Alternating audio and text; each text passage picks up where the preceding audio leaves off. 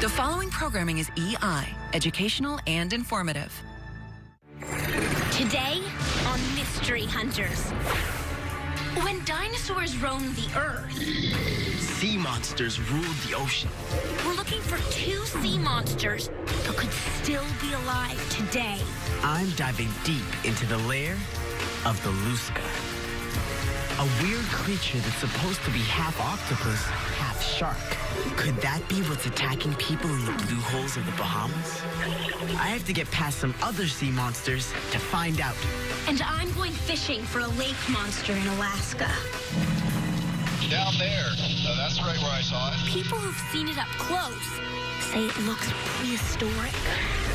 And Doubting Dave shows you how a modern sea monster confuses his enemies with something you use every day. This is Mystery Hunters.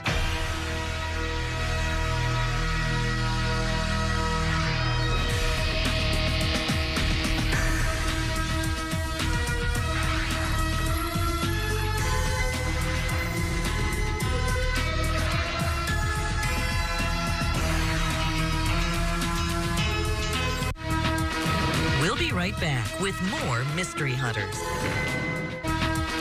We now return to Mystery Hunters.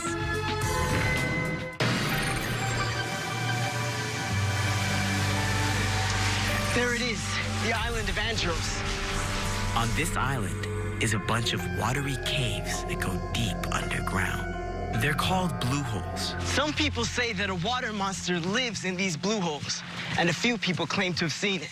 Like Val Exton. She says that when she was a kid, she came face to face with the water monster. Can you tell me what happened? We were diving.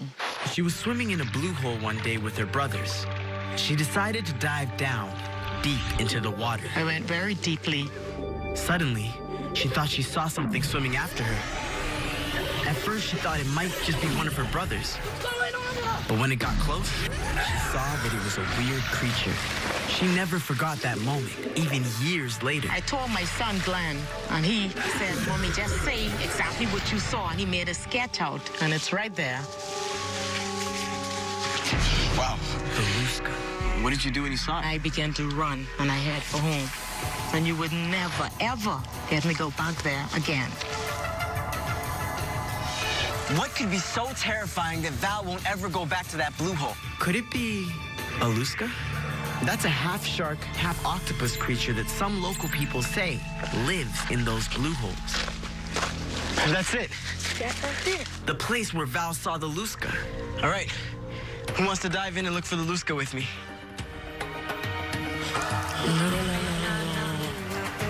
I guess I'm on my own like Val Exton was.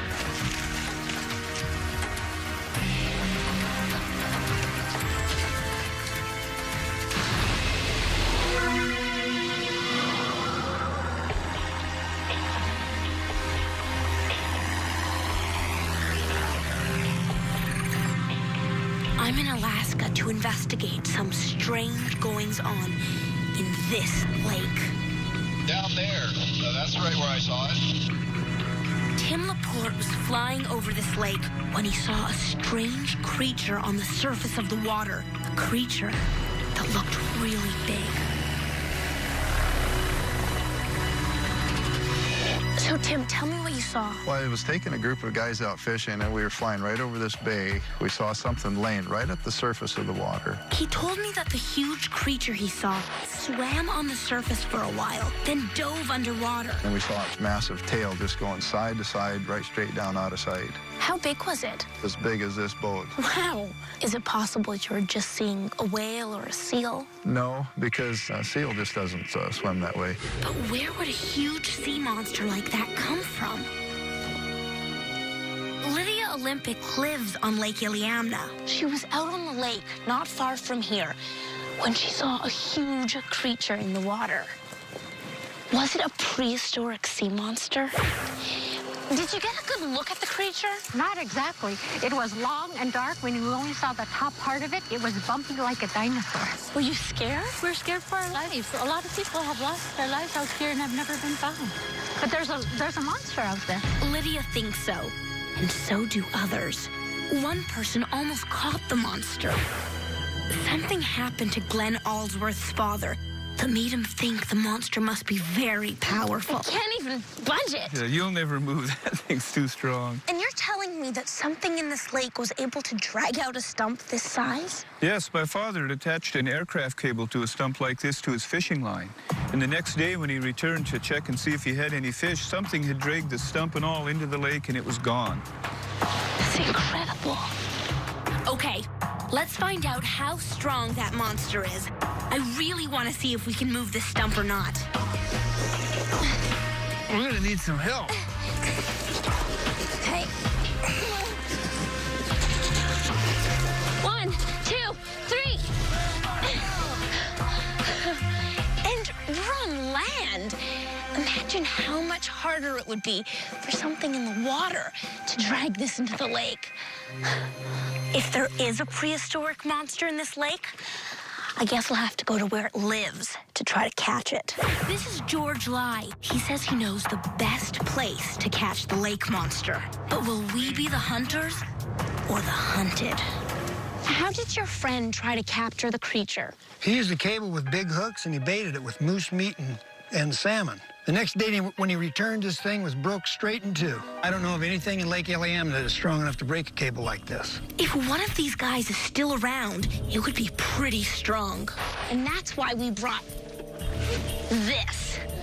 I'm gonna set up my own bait with some moose meat, salmon, and a cable that's twice as strong as the one George's friend used.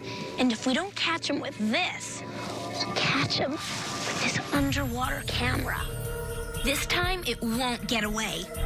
The camera will let us see if any sea monsters come around to take the bait. I'll be back in a couple days to see what we've caught.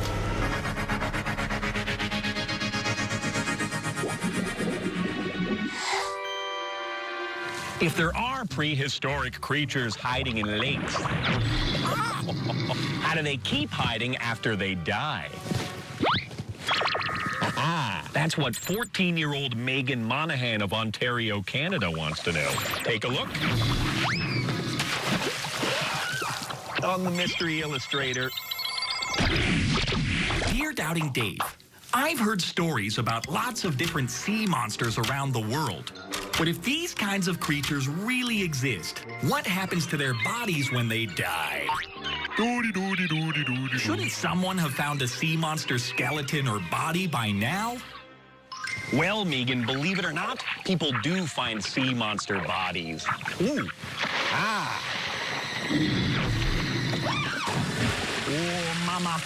Prehistoric-looking bodies like these wash up on shore every now and then. And people often think they're sea monster remains.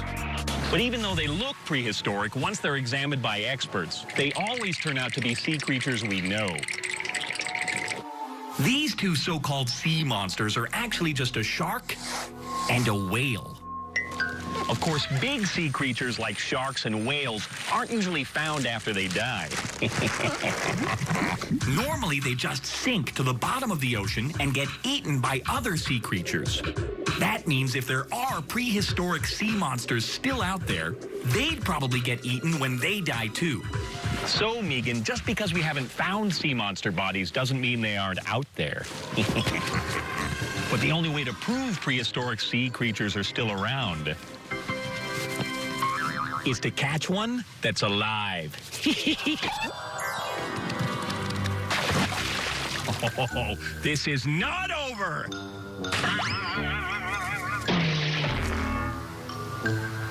Now it's over. We'll be right back with more Mystery Hunters. Witnesses say they've seen a prehistoric sea monster in this lake. I'm here to track it down.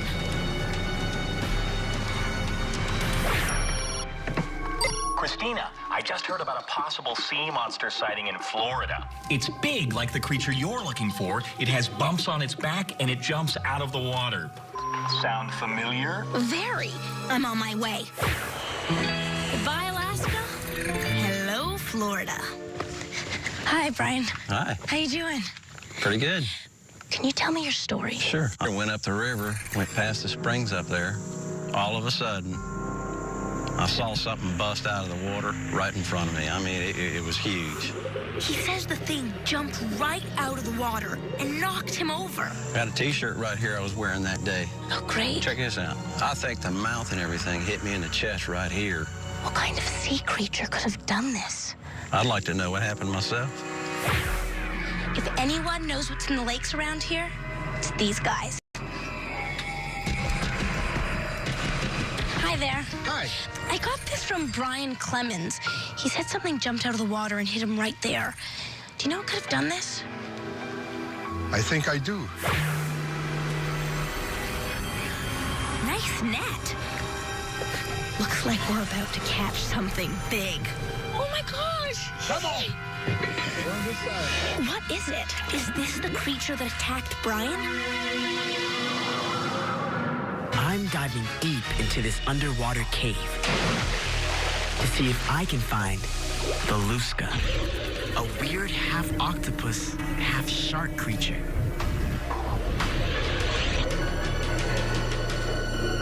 This is where Val said she saw the Lusca. Whatever she saw, she said it scared her so badly, she never went back.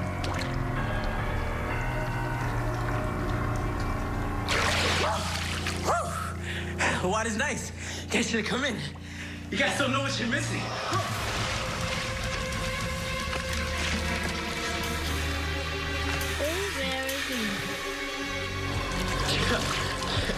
Sorry, guys. Just joking. If Val really did see a Lusca, where could it be? Okay, all these blue holes are connected underground. And not only that, passageways go right out to the ocean. Maybe the creature gets into the blue hole that way. I guess if I want to find a Lusca, I'm gonna have to travel like a Lusca. Jesse's a professional diver. He's gonna be my guide. All right. We're gonna dive in the ocean, go through one of those passageways, and try to find our way back into one of those blue holes. If the creature can do it, so can we. Who knows? We might even meet one along the way. There's the entrance. Okay, let's do this.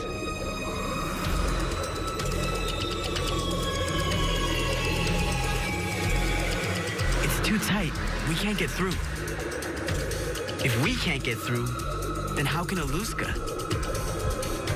Unless it can squeeze through one of these narrow cracks. But what kind of sea creature can do that?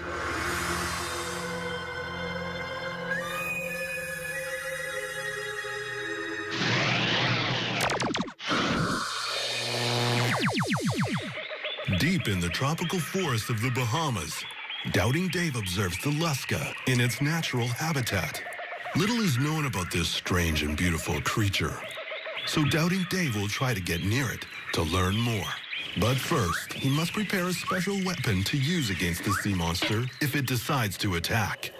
In the ocean, the octopus uses this same weapon to ward off its enemies. Here on land, it could save Doubting Dave's life from the unpredictable Lusca.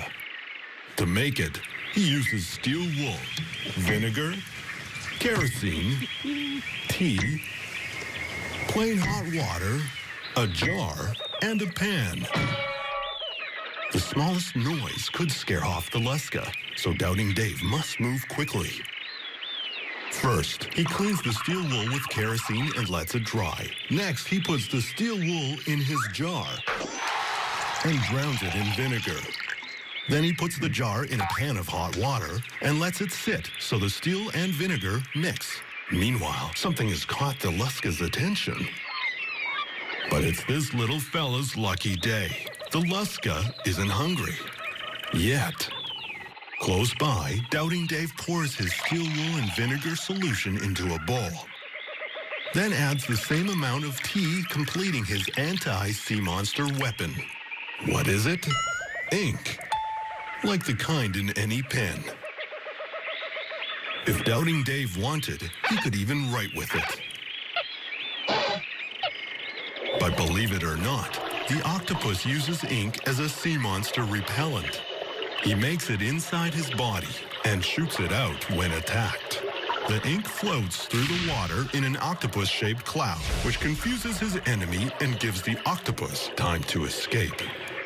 Armed with his ink, Doubting Dave approaches the Lusca, and the Lusca immediately poises to attack, forcing Doubting Dave to defend himself with his ink. The Lusca eyes the ink suspiciously, then makes his move. Once again, simple ink has saved another life. Could the Lusca be kinder and gentler than the stories tell? The mystery continues. We'll be right back with more Mystery Hunters. I was up in Alaska, setting up a little trap for an unsuspecting sea monster. Here you go. Come and get it. When I got a hot tip from Doubting Dave. I just heard about a possible sea monster sighting in Florida. Now, Frank Peruga says he can help me find the creature that I'm looking for. Whoa! Come on! Okay, we're gonna go. Okay, one, two, three. Ho! Watch it now. He's gonna find a little hole for you. Just pull it out. Oh, lift it out? Yeah. Just here? Yeah. Can you get on there? Ready? Let's go! It's super slimy. That's great. What is it? Chris, you're looking at a Gulf sturgeon. This is a living dinosaur right here. No way. Yes, 200 million years old. This particular fish isn't that old, but this kind of fish is. Fish just like this were swimming around during the age of the dinosaurs. 5 feet and 3 inches. Hey, he's as tall as me. So, do you think this is what hit Brian Clemens? It could very well be. These fish do jump in the air. It actually looks like a dinosaur, just like what Lydia said. We only saw the top part of it. It was bumpy like a dinosaur. But this fish isn't as big as what Lydia saw. What's the biggest sturgeon ever caught? Well, Chris, they get well over 20 feet long, which is longer than this boat, and they'll weigh over 2,000 pounds. That's huge. But how far north do sturgeon live? Do they live up in Alaska? We have some old reports of sturgeon going as far as Cook Inlet, right here. Hey, that's really close to Lake Iliamna. Could they travel up there? It's possible. If there's a way to get in there, they can. But Frank, nobody's ever caught one. Well, sturgeon are very secretive. They live on the bottom, and they're very difficult to catch, too. Well, I got one here in Florida. Maybe I'll be the first to catch one in Lake Iliamna. Time to check the trap. Did it snag the water monster? My bait didn't catch anything. Maybe my camera caught something. Just water and some small fish. Doesn't look like I've caught anything on the camera either. It looks like the creature Tim and Lydia saw was probably a giant sturgeon, not a prehistoric sea monster. But I guess until someone actually catches a sturgeon here, we'll never know for sure what's hiding in Lake Iliamna.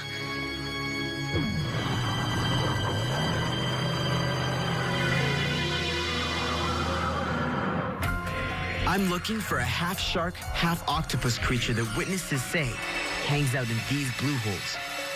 These underwater passageways lead right out to the ocean. Does it come in from there, scare the heck out of people, and then go back out to sea? I couldn't get through. It's too narrow. But what kind of creature could squeeze through? Could it be this? Oh, hi, Araya. I see you've met Sandy. Yeah, it's pretty cool. So what kind of octopus was that? Well, Sandy is actually a giant Pacific octopus, just like the one we have here. Yes. Her name is Stacy. Wow. Well, is it possible for an octopus to slip through a small crack or hole? Yes, it is. These guys are very flexible because they don't have any bones in their body, so they can slip through a hole as small as their eye. Michelle is right. This octopus is squeezing itself into a bottle to get a snack. Is it possible that an octopus could travel from the ocean to the inland blue holes? Yes, it is possible, but they won't survive because the inland blue holes are fresh water and these octopus live in salt water. Well, Stacy, it looks like you're not the Lusca that scared Val Exton that day in the blue hole. But the Lusca is supposed to be a half octopus, half shark. I wonder if sharks can survive in fresh water. I had a feeling I might have to get up close and personal with some sharks to solve this mystery. But I didn't think it was going to be this close. Get out of here. I need to find out if some kind of shark is behind those Lusca sightings. And live long enough to do something with the information. What do you think? That was crazy. Okay, you ready for something awesome? Yeah. Let's go in and feed them. You'll see how wild they are. Dr. Gruber feeds sharks so we can study them up close, where they live. Got it. You got Picked it up right there. You got it. That's a big, ugly one. Do you think that any of these fish could survive in fresh water? No, they're reef sharks. They couldn't live in fresh water. But what if I told you that the creature I'm investigating is a half shark, half octopus? Do you think something like that could exist? No, I don't think so either. Dr. Gruber says that only two closely related animals can mate together to make up a new kind of animal. In fact, the shark I study, the lemon shark, eats octopus. But if a half shark, half octopus creature doesn't exist, then what did Val see in this blue hole? You would never, ever get me go back there again. The story I'm about to tell you is about Lusca. Lusca was half shark and half octopus. You know, the Lusca is a legend on this island. People like to tell the story to kids to give them a little scare. That makes me think about something Dr. Gruber told me. The lemon shark eats octopus. And check out this video. Looks like sometimes an octopus can eat a shark too. I wonder if someone once saw an octopus attacking a shark and thought it was one creature. That could be how the myth of the Lusca started. Val must have known about the legend of the Lusca. Maybe she saw a shadow, some seaweed, anything, and just panicked and let her imagination take over. Val's convinced the Lusca exists. You have to catch a Lusca to convince me.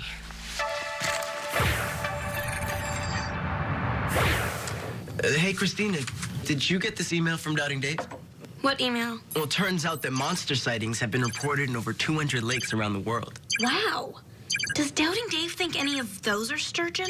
Actually, he thinks that most of them are probably just rotting logs that float up from the bottom of the lakes. I've heard of that before, and I find it so hard to believe that people could mistake a log for a living creature. Me too. Until I decided to try an experiment. About a week ago, I switched our goldfish with a baby carrot. But I've been feeding it every day. Remember, things aren't always what they seem.